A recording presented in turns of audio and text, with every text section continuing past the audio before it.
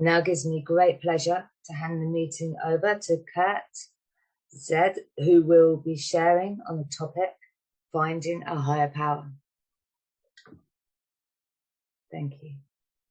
Thanks, Charlotte. Kurt, alcoholic. Well, thanks for inviting me here. And what a topic, right? I was thinking about this. I was talking to someone earlier this morning, and I think probably the best place to start with this is a page in the big book in We Agnostics, when it says, without knowing it, we've been brought here by a certain kind of faith. And the key is without knowing it. Like they said, faith had been involved all along. I was like, nah, there ain't no faith here. Like I didn't come here to believe in God. Believe me, you guys were all twisted when I got here. My first meeting in 1979, I was thinking, this is not like the organization I want to join, but the court system thought differently in Texas. So it took me a long time to thaw out and drop a lot of ideas and successfully fail here. And so it says that in the book, it says, without knowing, we've been brought here by a certain kind of faith. Like, faith in what? And they said it was the God of reason. And so the God of reason was my thinking. My perceptual reality was based on what my head told me. And boy, that's a scary place when you get here. That's a really scary place. And so we were talking this morning about this, and one of the things we said were like this person said, I wake up, with this my head's just running all the time, right? I said, oh, I remember that. I used to pray at night, please let me go to sleep, please let me go to sleep, please let me go to sleep, please let me go to sleep, because there was so many voices in my head, and there was so much going on. And I couldn't stop that. And I wouldn't wish that on anybody. And that kind of mental anxiety, it drove me to drink after 20 years. It was like what Chuck C said in his book. He said the conflicts of sober reality became untenable. And I picked up a drink, and, of course, exactly what the book said happened. It took off like wildfire, like I never quit drinking, which was a blessing. It was a blessing. And I know if you've never drank and you got time, you don't understand that. It's perfectly normal. But for me, what I've really come to find out here is most of the collapses in my life always took me to a different place, a better place. And I got a friend and mentor and sponsor that says, this is a process, not an event. And so I didn't know how we grew towards, I'll use this term from Al-Anon, we grow towards evolution, maturation towards wholeness. But I didn't know I had to let go of things to grow. I couldn't just, it was kind of like when I first came to AA, my faith was in the meetings. It was in AA, it was in AA meetings. It was like, okay, when I had a rough spot or I had mental anxiety, I went to a meeting. I used it like a drug. I got a fix. And then I'd leave the meeting and I'd go back home and I'd be back in the same place I left from.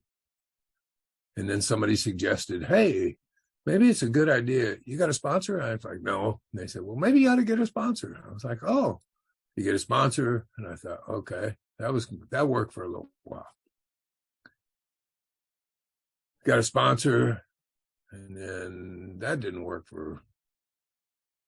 and they said, hey, have you worked the steps? No, I haven't worked steps. Well, maybe I ought to work steps. I was like, oh, that'll do it. I'll work the steps. So it was this process. It was a progression. And, I worked the steps. Then I worshiped the steps. So it was about the menu, not the meal. I missed that one. So it was just this progression. And it's funny, we don't get a handbook when we come in here. We don't it doesn't describe how this thing's going to work, how the process looks, what it looks like for each one of us. We all kind of have our own little paths with this, There's a great metaphor is to say, like, we're all arguing about the path up the mountain. You're on the wrong path, get over here. You need to come to this meeting, get over here. So, but we get to the top of the mountain, we look down and we see all the paths go to the same place. It's like we finally settle into, you know what, man, people in Al-Anon, they get the same thing we get here. They get an awakening. What's the awakening? It's a different perception of the same environment, right? We have a shift in our perception. Like the outside circumstances change because I'm not causing so much trouble in people's lives anymore. That's part of the reason. But you get a whole different view of this thing. You start to function from a different thought life, they say, higher thought life. But see, none of that was accessible to me when I got here because I was in my head. Just like it said, without knowing I've been brought here by a certain kind of faith, and the faith was in the God of thinking and the God of reason. And the whole point, I think, for me to have an awakening, if you want to use that term, we talked about it last night, Jimmy and some of us, it's not like, it's more of a revelatory experience. It's not like you get anything. It's like you see that you already got it. You've been walking around with it your whole life. You just didn't know it. It says this great reality is deep down within us, this unsuspected inner resource. So, it started, like I said, it started outside. I could see you, I could see it in you, but I didn't realize what I was looking at, I was looking with. And I'll give you for instance. I spoke at a meeting a couple years ago in Malibu, and a guy came up to me after the meeting and he said, I want what you have, And I said, really? And he said, yeah. And I said, good. Yeah, I said, just hang out for a little bit till, the little speaker line gets done. And he came up and he said, yeah, I really want what you have. And I said, how much time you got? And he said, 28 years. And I said, interesting. I said, so you want what I have? I said, yeah. I said, I'll tell you exactly how to get it. And he kind of looked at me puzzled. And I said, now listen, when you leave the meeting tonight, I want you to go buy a bottle of vodka. I want you to wreck your life. And he looked at me like I was lost my mind. And he goes, you're kidding, right? And I said, no, I'm not kidding at all. I said, you want what I have? You got to, I drank in 20 years, but I said, you're mistaken about your view of what you want. And he said, what do you mean? And I said, listen, you don't want what I have. You want what you have. And what you have recognized something in me that I have. See, it's not outside of you. And he turned around, walked out, never heard from him again. See, and that was the part I missed. What I was looking for, I was looking with. If I could recognize it in you, how do I know it's in you?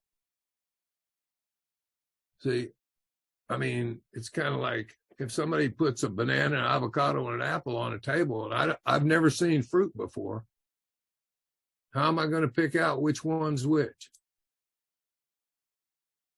You can't. So when I start to see, and this goes both sides of the fence, when I start to see recognized anger in somebody, I'm very familiar with that. That's why I recognize it. When I see a deep love and compassion and understanding and acceptance in somebody, I recognize it because it's in me. So that was all a process. This was all a process. It says, a friend of mine's on here, Chris, he says, came to believe, came to, it's you came, You came to, then you came to believe, like it's a process, right? For some people, it's revelatory. For me, it was very revelatory. I had a huge download experience that it just hit.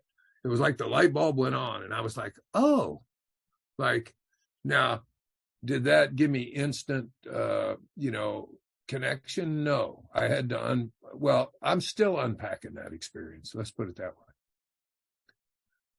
But I got what people were talking about. I was like, oh, they're talking about this. The book became very descriptive rather than instructive, right? Like when I read the promise says, we comprehend the word serenity, we know peace. I was like, oh, I get that. Our fears fall from us. Oh, I get that. I'm not suffering from what's not happening anymore. Oh, I get that one. That drove me sober for a long time. I suffered sober. I was in my head. I was suffering from things that were not happening. I was in this mental story about past and future stuff. And I was sitting on the couch and absolutely nothing was wrong. And that was the reality I was living in. And it wasn't because I didn't believe. Believe is just a thought. The only reason I'm trying to believe something is because I don't believe it. So it was really interesting. This is beyond belief.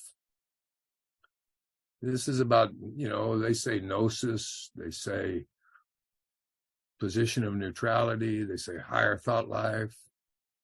In the big book, it says this awareness is the essence of a spiritual experience, or more religious members call it God consciousness. You can, it's like a sixth sense. They say it's a sixth sense, right? And we all have it. That's what's so crazy. Every one of us have it. It's just, in me, it was atrophied. It was asleep because I was so here, not here. I was here. And everything was right, wrong, I agree, I disagree. See, it was all going through this filter in the head. And so I love the way the big book, when he said moments of awe and wonder, starlit night. Chris is on here. Chris and I, we went out and did a 12-step call all the way to the Navajo reservation. We drove like 15 hours to do a 12-step call years ago. And on the way back, we were coming back through the Grand Canyon. And it was like 2 a.m. We almost hit a whole herd of elk. Remember this, Tristan? We're like, we better pull over. We're going to kill ourselves out here, right? So we pull over at this little turnabout that we're not supposed to park in because you're not supposed to park in these turnabouts, right? And we're in my pickup truck. We back up. We can't see anything, right? It's complete pitch dark. There are no lights. And we crash in the back of the truck. And we wake up and we have backed up to the edge of the Grand Canyon, like 10 feet away. And the sun is breaking over the canyon. And I just wanted to weep. You're moved in a way you can't describe. You're touched. The sacredness of it touches you. These are experiences that the mind cannot negate. This is like some of the things that some of us, Bill's story, he talks about this. He talks about, now here's Bill. He's sitting with Ebby. He's drunk. And as Ebby's talking for hours, Bill says, childhood memories rose before me. Now, remember, he's drunk. Childhood memories. He goes, I remember my grandfather's good-natured contempt of these church folk and how I must listen. How the spheres really had their music. I mean, when you read that, you go, like, what's happening here, His grandfather's good-natured contempt. See, there's just so many gems in that big book and in our meetings when people talk. And it was like, I couldn't get with, I grew up a Lutheran religion. That was like kind of what, and I just couldn't get with the guy hanging on the wall. I just couldn't get with it. I just didn't make sense to me. It just didn't make sense. Now it makes sense to me now. And I would say now I'm not I would say I'm a spiritual seeker. I get every one of the religions. I get what they're pointing to.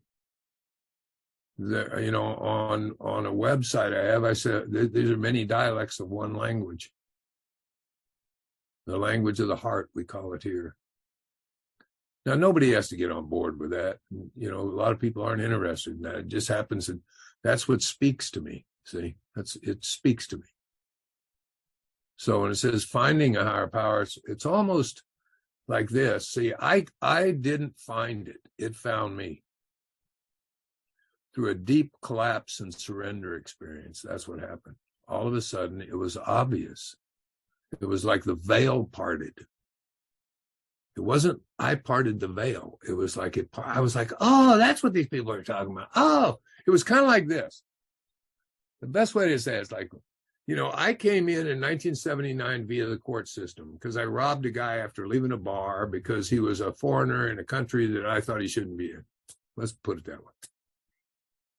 Because he told me not to read a magazine. So I pulled a knife on him. I stole $63, and I went next door to the Steak and Eggs and watched the police interview him as I ate breakfast.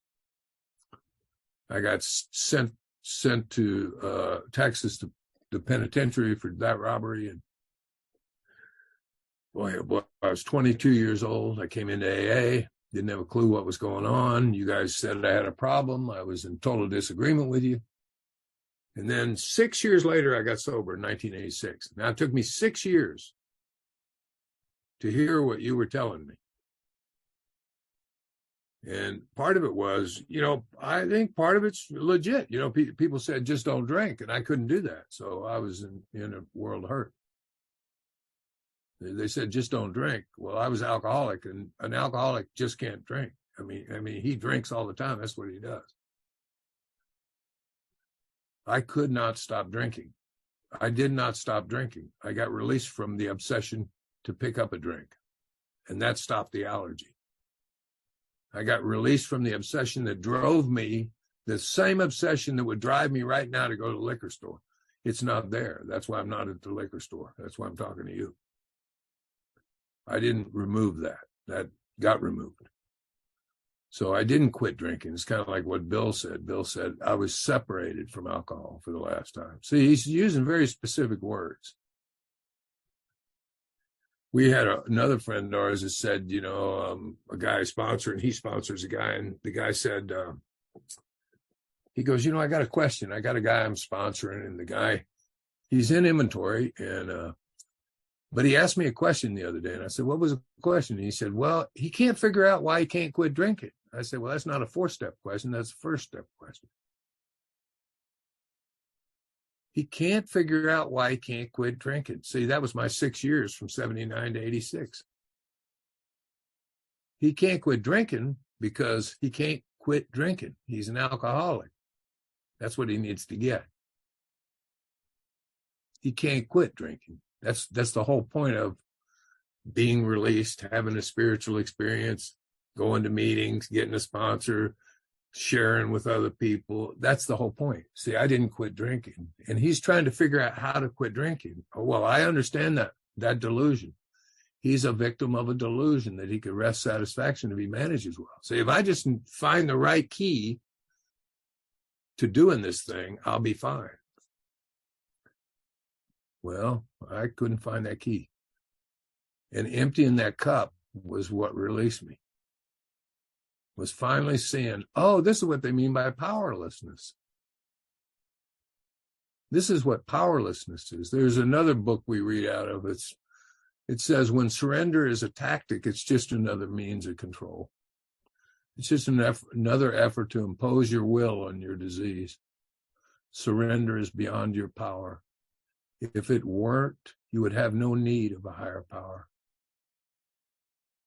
And then it says this, about the 12 steps. It says the whole point isn't to surrender. It's to surrender, surrendering, so you find yourself surrendered. It's like that's what happens here. It's like we finally get to a point where we realize, I can't find my way out of this paper bag.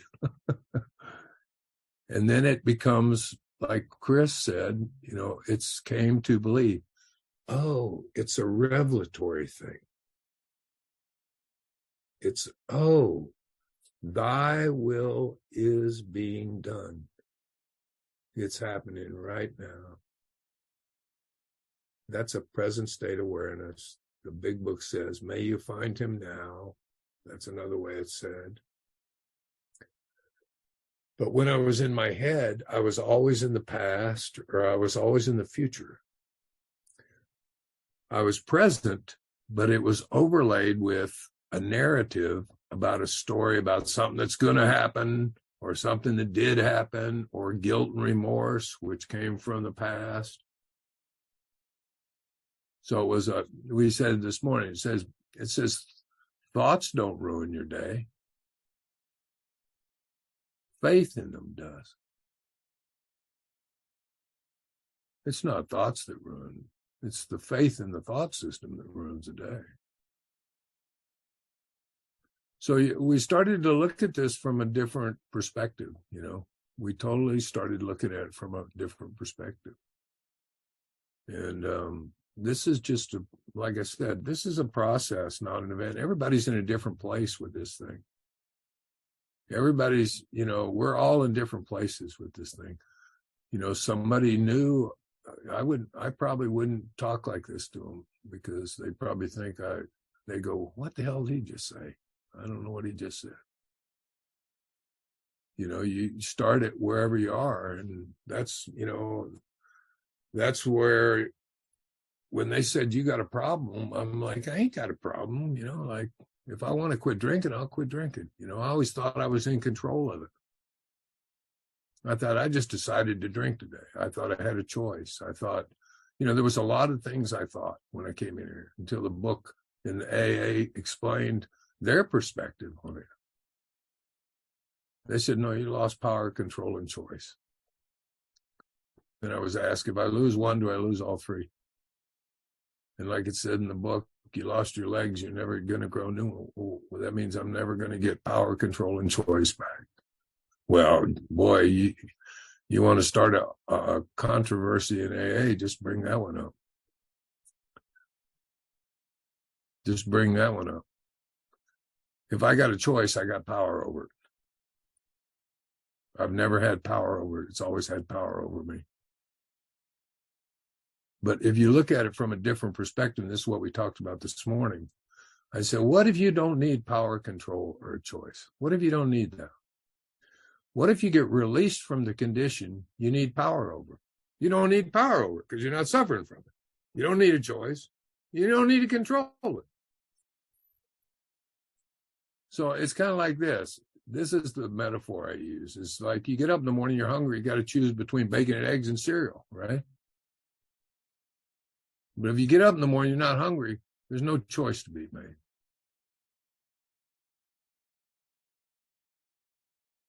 There's no power needed. There's no control needed.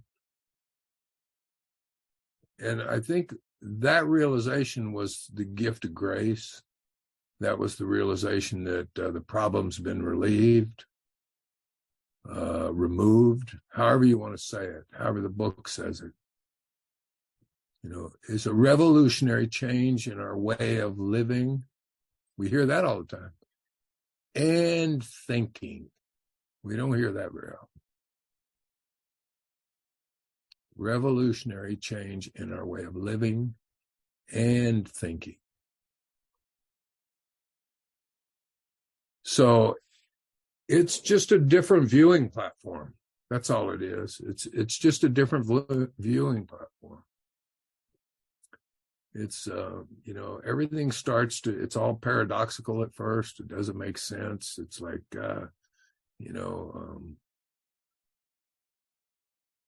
but then it's, how's another way Bill says? He says, uncommon sense will thus become common sense. Right? It's like you start to see things from a different angle. I tell guys, our sponsor, I say, get some popcorn, sit down and watch a show. You know,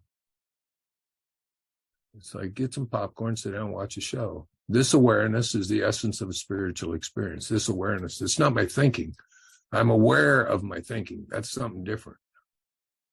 And I would say I'm aware of thinking. It's not my thinking, because you got it too. You got the same thinking I got. And like we always say here, there's nothing new here. We just recycle a bunch of information and send it back and forth to each other, right?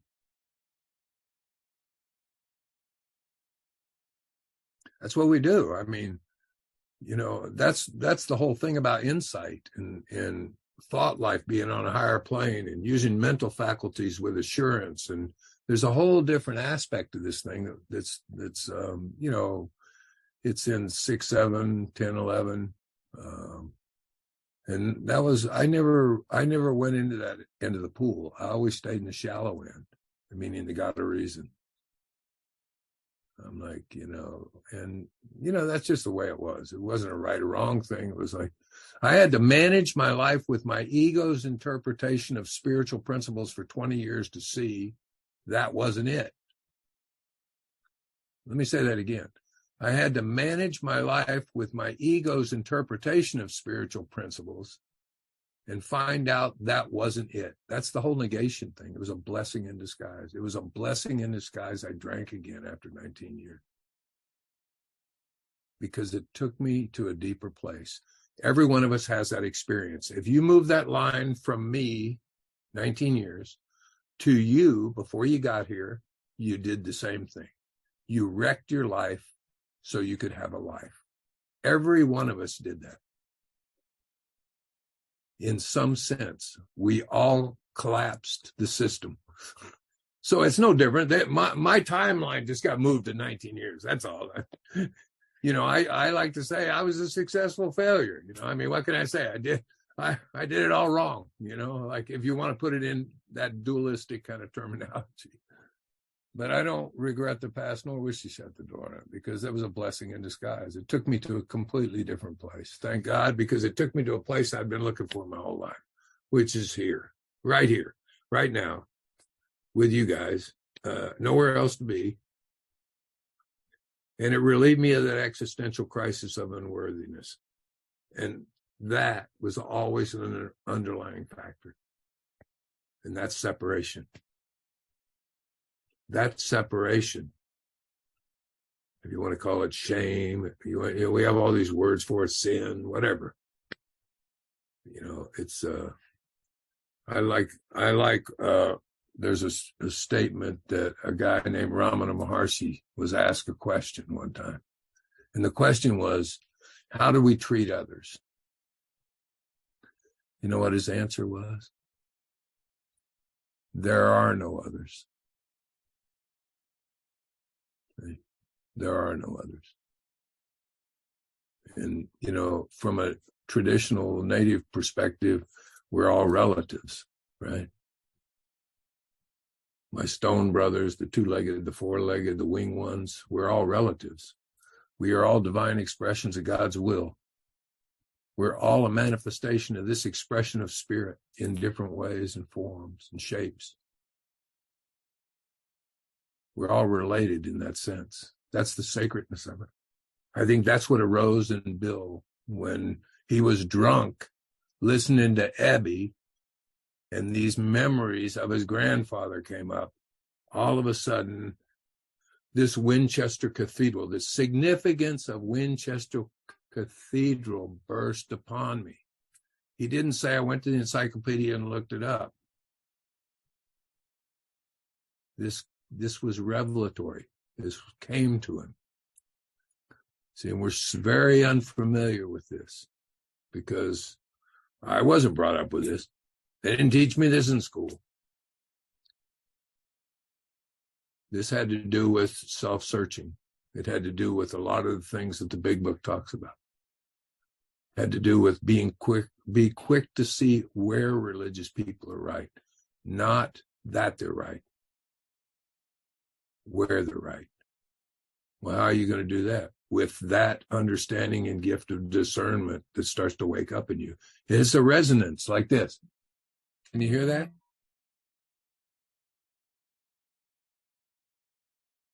Can you hear the bell? No? Let me do it again.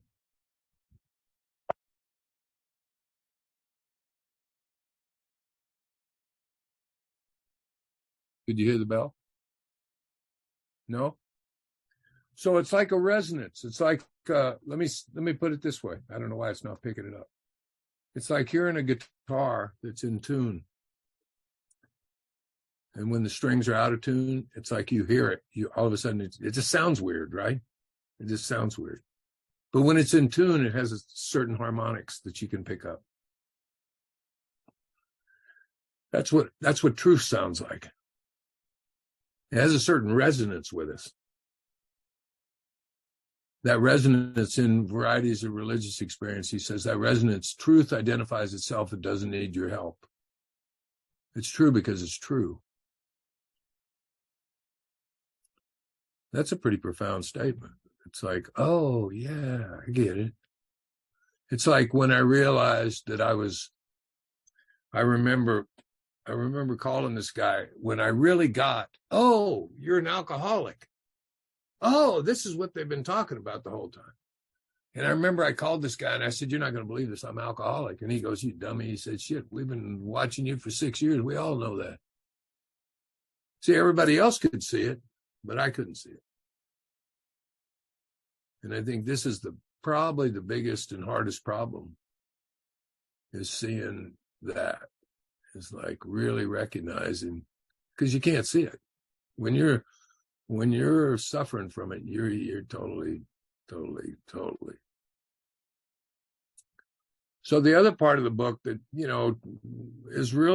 was revelatory in this was that part where it says being convinced that self manifested in various ways is what defeated us. Well, I always thought I was the self. I didn't realize it wasn't me, that it was not a thing. It was an activity of mental narrative. And it's funny because I used to think I identified with you at the podium. I don't identify with you at the podium.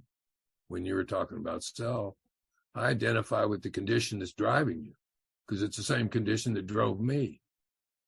And if it's driving you, it can't be me. So it's really interesting the way he languaged the book. Being convinced itself, which is a singular thing, defeated us. And we're the us. There's a bunch of us that self-manifest various ways, right? But I wasn't that narrative.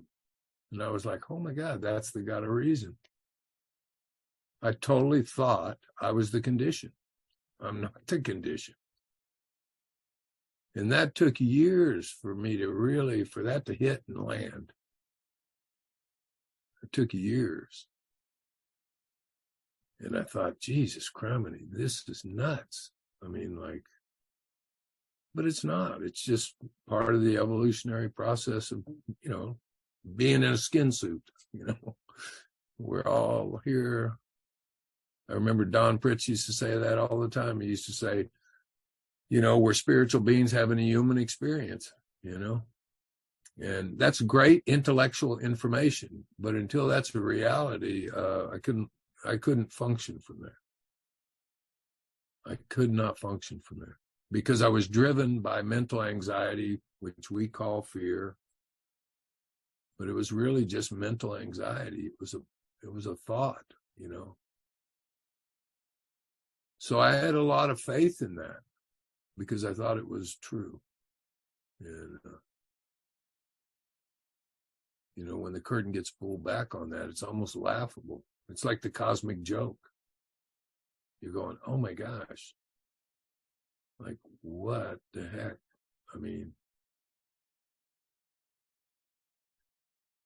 So I don't know when I'm supposed to stop. I wasn't paying attention to the clock here.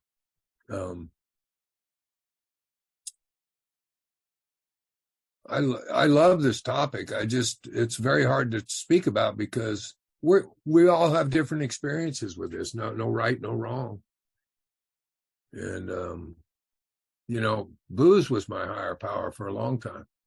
It looked like this. I'll show you what it looked like. It's real simple. I had a dependency on Grey Goose, preferably, chilled, but then, later on it got to the cheap stuff. But it looked like this when I drank it.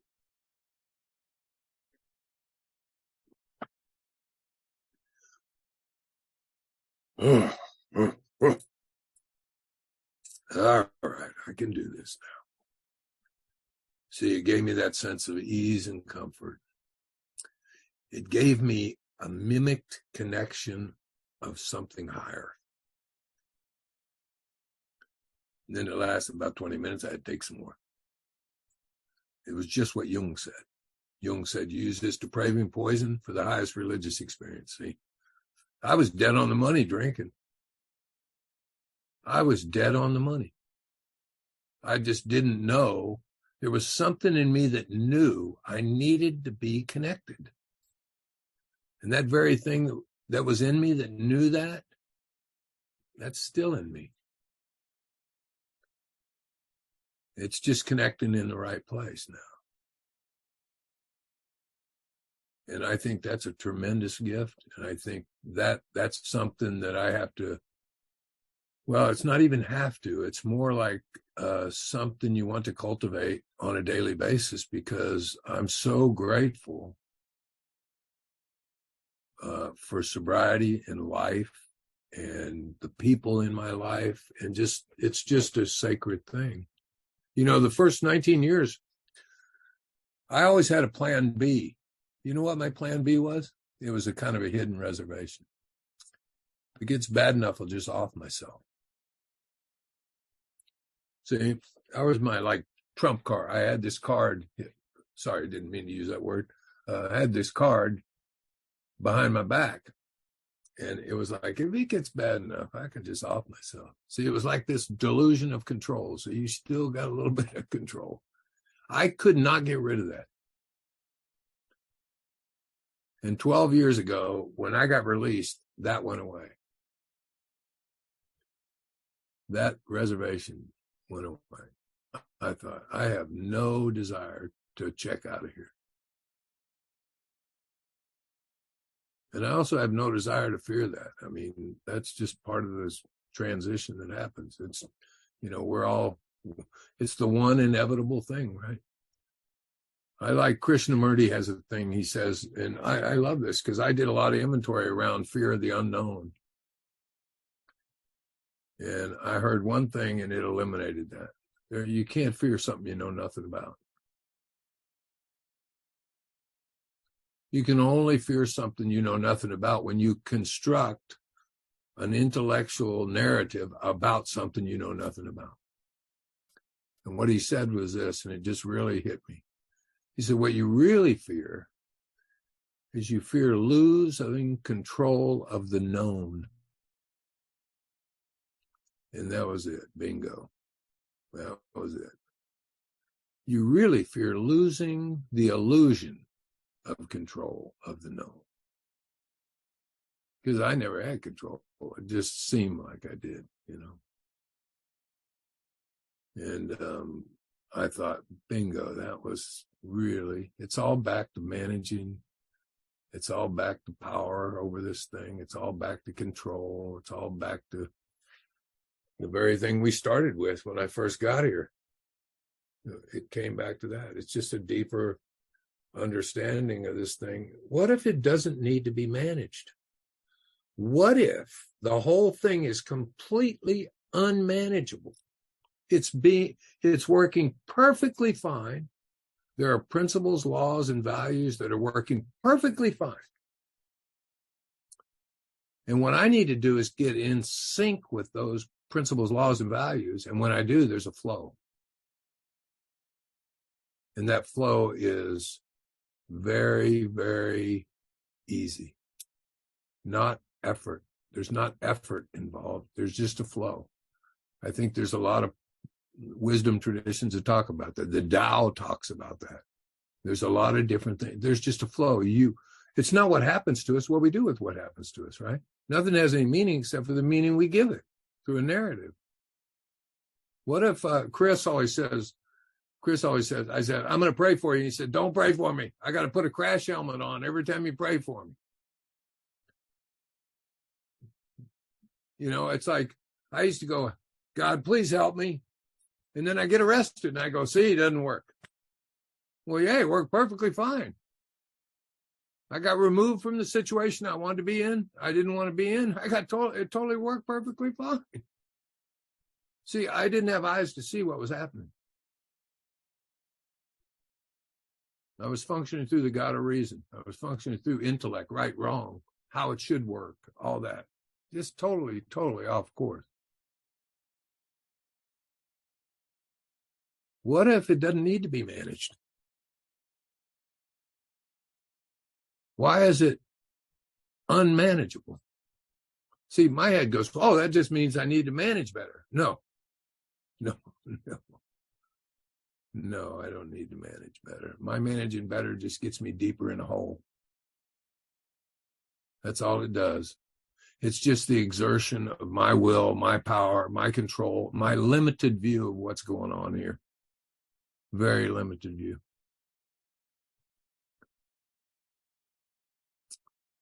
So, I just think our book is, you know, the way he wrote that book, he wrote it, you know, I'll go out on a limb here. I always get in trouble for this, but I'll do it anyway.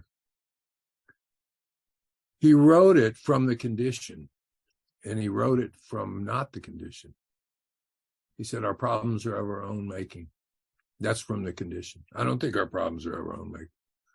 I think our problems are of the narrative, this self that was driving us, that we didn't know was driving us. That's where my problems came from.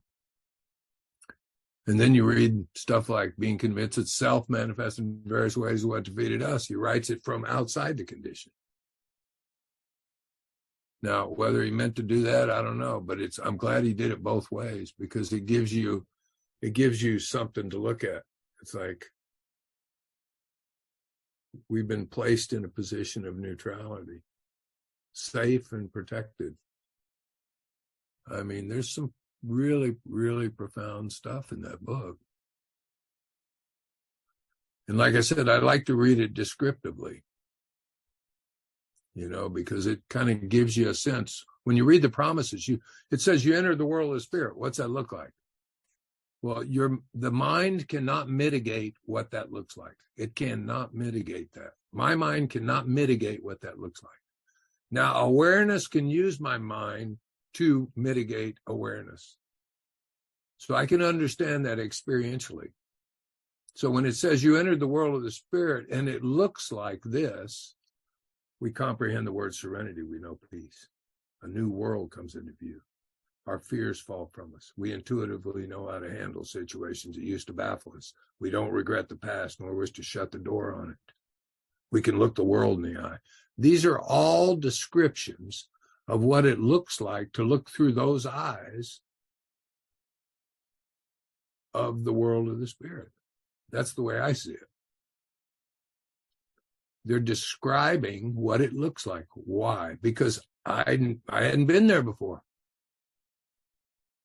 I was not consciously awake. There was no conscious awareness. There was no God consciousness. That's the way the book says it. So I like to use that, like, you know, people said that the promises aren't a carrot to be held out in front of you to chase after. Self can't get out of self like that. They were an effect of what happens when we integrate the principles in our life. The effect is we comprehend the word serenity. We know peace. They're the effect of that. And the effect of that fruit produces a sacredness and a responsibility to others. Because you finally realize, oh my God, it ain't all about me, which is a gift. So I think that's where I'm going to end it right there. How's it?